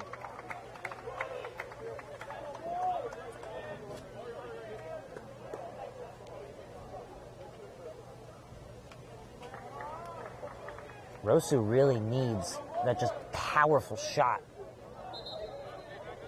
He's had a lot of opportunities today that he just hasn't been able to capitalize on. The powerful shot that he's showed off all year to put 3 goals in the back of the net just hasn't really showed up on target today. And now some confusion on the substitution. First, the midfield judge said West Orange was allowed to make a substitution. The near side judge said no. And the midfield judge overruled him, and Francisco Soca returns. Clock kept moving throughout that whole time. Ari Rosu throws in.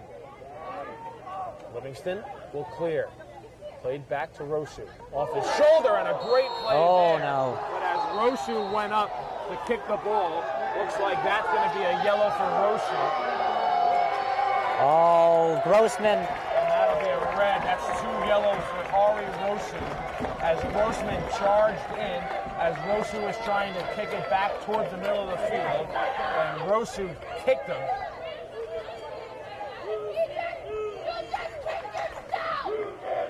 And now I do have to say, not saying that Grossman flopped or anything, but he sold that one beautifully. And I think we've seen a lot of selling of these calls from Livingston, a lot so far here. He's smiling at the moment too, Kevin. He likes what just happened. Yeah, he knows what he just did, and he's proud of it. I would be too. He got arguably West Orange's best player out of this game. Now they have to play a man down for the last 11 minutes here in regulation. So Livingston now going to try and keep that ball in play. Once it gets out of play and Rosu checks back in, Rosu's got to... check in. He just picked up 2 yellows. That was his second yellow. You are right. My apologies. First half as well. So Rosu is done. West Orange playing a man down and missing their best defender. And arguably their best player, as there's a challenge and a free kick is coming for West Orange. Ryan, we saw a lot of chippiness between these two teams last year in the state semifinals, and obviously that one has carried over into today's match, but these two teams could meet at least 2 more times, potentially in the Essex County playoffs, and as well as maybe even a state title. It would have to be deep in that county tournament, Kevin. Very deep. These are 2 teams that are going to be quite highly seeded. Had phenomenal seasons last year, currently in the midst of phenomenal seasons this year.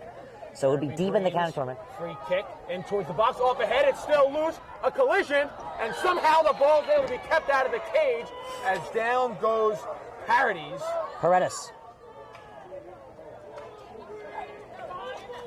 And Livingston will have possession.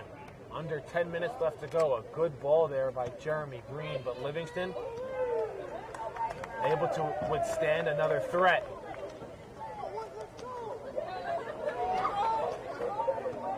Again, without that Rosu weapon on the field, Kevin, West Orange looking weaker already. Livingston. See if Livingston can add one more goal. Ari Rosu, 2 yellows in this game. West Orange playing a man down. Here comes Livingston trying to take advantage. Foul in the 18. I don't believe so. They're going to say play on, Kevin. They are going to It's getting chippy. On. 9 minutes left in regulation.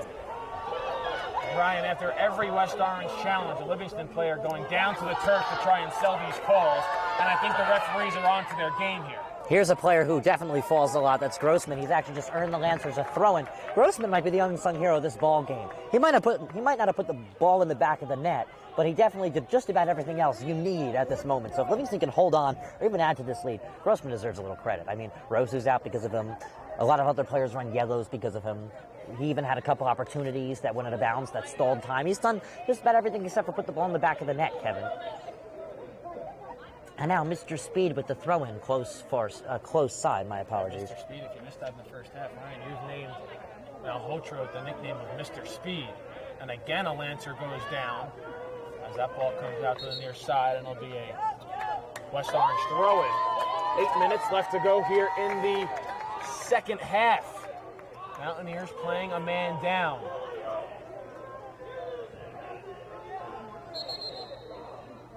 Now a false throw in for Green. He'll have to do it again. He went too far.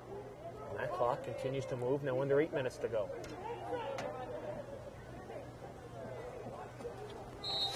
On the throw in for the Mountaineers, Jeremy Green. Someone needs to replace Rosu's strong throw-ins. West Orange will look to Green. Another one of their captains along with Ari Rosu. Ball gets sent downfield. Capo Chichi is there. He fills in also for Green on that back line for Rosu with Green on that back line for West Orange. But the Mountaineers at a major disadvantage here in the final minutes of this one. Livingston trying to put the nail in the coffin as that'll be a goal kick. Kevin, under 8 minutes left to go. Ball in attacking territory for the Lancers.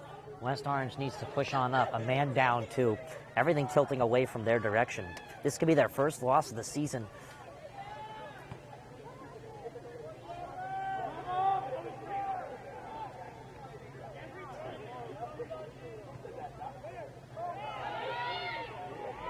West Orange trying to progress forward.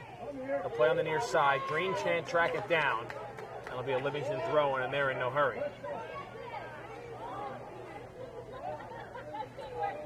Malhotra on the throw-in now.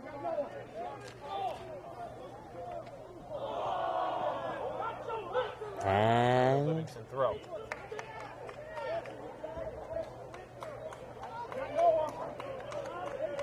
Kevin, clock is ticking. We approach 6 minutes remaining. West Orange needs a goal. Livingston looking to push this one out of reach. As there's a tackle on the far side. That'll result in a goal kick for West Orange.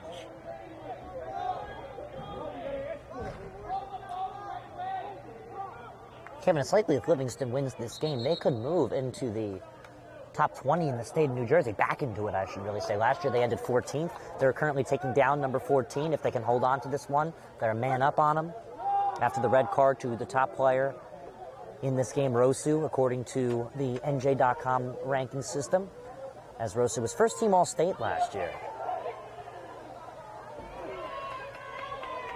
5.5 now left to go. Lancers control. Pessoa. Far sideline. Livingston keeps it in play again. West Orange playing a man down after Ari Rosu picked up 2 yellow cards, which equals a red. There's a shot that goes way wide. The ball will be rolled out to Scavala with 5 minutes remaining. My apologies, not Rosu. Siegel on the attempt right there. Faked the run down the far side left line, but decided to cut in and take a shot. Couldn't get enough spin on it. Curled out wide. Goal kick for the Mountaineers. West Orange quickly gets the ball into their attacking zone. A great job by Livingston to keep the ball on the in play on the far side of the field. Now it goes out of play. They'll say last touch Livingston, West Orange to throw in. Out of play once more. West Orange to throw in. 4.5 remain. Well, Kevin, this is not... Now the sun doesn't play a factor, at least for the time being. Sun tucked in behind the clouds here in Livingston. And Jeremy Green again takes over the throw-in duties with no Ari Rosu in this game for West Orange. Kevin, must I also mention to you, this is not the end of the road for both teams, no matter what the result is. No, not at all. A lot more soccer left to be played. West Orange don't have the toughest schedule in the state of New Jersey coming up. They can produce a lot of victories and put themselves in a very good position for the state tournament. Livingston, same situation, but they have Westfield, a team they very rarely ever face this Saturday. Currently 2-1, very strong program, playing a very tough conference themselves. That is right here on the D1 Media Pro page on the NFHS Network. This Saturday at 11, I'll be there. Yes, you can see that game here on the D1 Media Pro page on the NFHS Network. Westfield also ranked in the NJ.com top 20. They came in at number 20, so Lancers potentially with 2 top 21s this week, and you definitely think that could put them inside the top 20. As there's a challenge on the far side, the Lancer going down. It looks like it's going to be a Livingston free kick as we approach 3 minutes left. Drawing the foul there, Siegel. Lancers trying to sell just about anything as we hit the 3 minutes left to go mark. In the second half, Livingston trying to come up with an upset. 3 minutes left to play.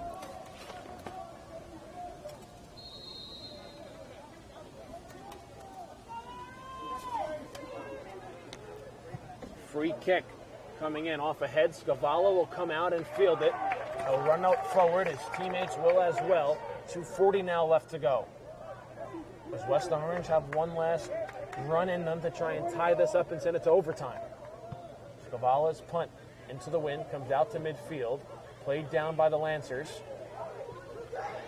Andrada up ahead. Meaner is there on the near side. Got it poked away from behind. That'll be a West Orange throw-in. Jeremy Green will go retrieve the ball and throw in for the Mountaineers.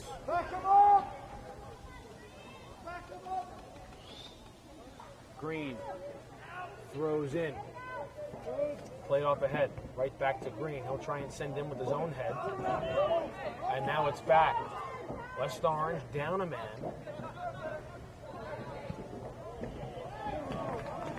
Send up to the near side. Will Livingston try and add one more or burn time off? Capocici gets a foot on it. A great defensive play by him, and Arthur Rosu will send out to midfield. And just like that, Kevin, there's only 100 seconds left of soccer. So this game is winding down. Far side. Livingston trying to turn the corner.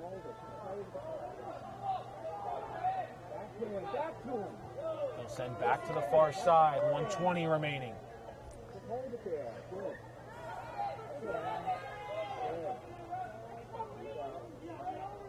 And Livingston will try and burn clock in the far flag. West Orange takes it away, but their clearing attempt goes out of bounds on the far side. It'll be a Livingston throw-in. 60 seconds left to go in this one, and Livingston is in no hurry. They now control Kevin far side, in which they will try and burn out the rest of the clock. Out near the flag, Green tries to keep it in play. He does, but Livingston controls. Now a shot will come on goal. It'll go wide of everything. The ball will be rolled out to Scavala with 40 seconds and counting. Green will pick it up. That'll be a goal kick. 35 seconds. West Orange needing a miracle to tie this one up. Green fires it. A strong kick with the wind all the way downfield. Folks with a foot on it. 22 seconds left. It goes all the way downfield. Capocici now with a throw-in. 15 seconds remain. Capocici with a short throw-in. Charles gets it poked away. Andrada tries and get it back with 5. Arthur Rosu will send downfield with 4, with 2, with 1, and that will do it. Livingston picks up a 1-0 victory over West Orange. A goal 2 minutes into the second half off a corner by Lucas Chazarek was the difference. And the Lancers pick up their biggest victory of the year. They move to 4-1 on the season, while West Orange concedes their first goal as well as picking up their first defeat of the year. Ryan, what are your thoughts on this game? Final thoughts on this game, Kevin. Big win for Livingston. Big thing to regroup off of. They have North Academy, much easier team coming up, much smaller program coming up on Wednesday. They have a good game to bounce off of. They just saw a new starting lineup right there. A little unique to what we saw earlier. We saw a couple new faces in that lineup as well. A couple faces taken out of the lineup. Livingston able to take down West Orange, including my player of the game, Charlie Grossman. He did the shifty things behind the scenes, drew a lot of fouls, got Rosu out of this game. Just a phenomenal performance all around for Livingston. Obviously, I think they could have capitalized a little bit more, but they were able to do their job and bring this game home for them. So that'll do it for us here from Livingston. We're back tomorrow night. Our D1 Media Pro soccer game of the week, the West Orange girls program against the Livingston girls program, kickoff at 7 p.m. right here from Alex Jacobson Memorial Field. For Jordan Cooper and Ryan Lowry, my name is Kevin Connolly. Livingston with a 1-0 victory over West Orange here on a Monday afternoon. We'll see you tomorrow night. Thanks for tuning in, and we'll see you next time.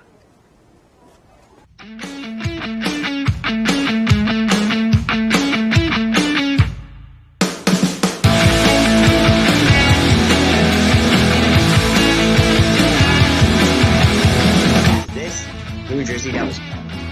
I can't see it. Black out. It's blurred. It's supposed to be blurry.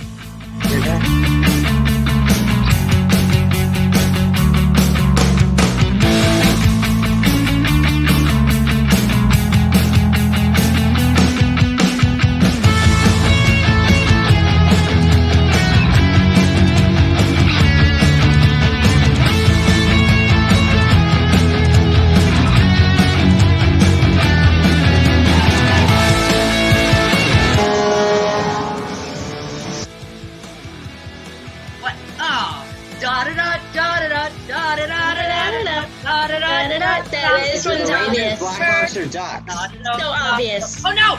No! No! Blackhawks! Blackhawks! What did you say the first time? I didn't even I said Rangers. It's Blackhawks. Yeah, it's Blackhawks. I'm in Chicago as the home team twice. So, this is not a gimme series for Edmonton. But I still make the other succinct.